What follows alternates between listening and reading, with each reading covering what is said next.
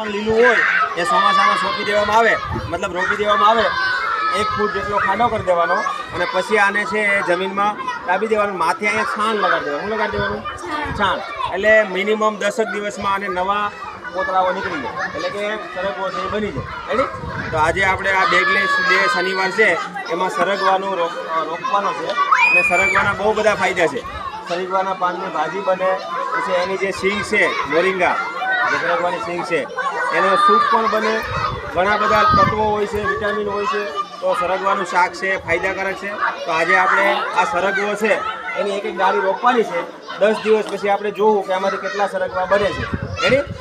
Okay હવે છે ને આખું બંને બાજુ પગથી દાબી દે બરાબર પગથી બંને બાજુ. એટલે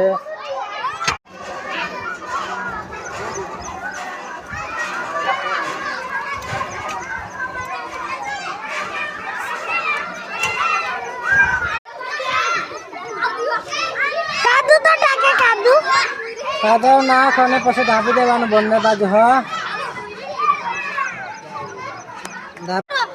રૂપી દે.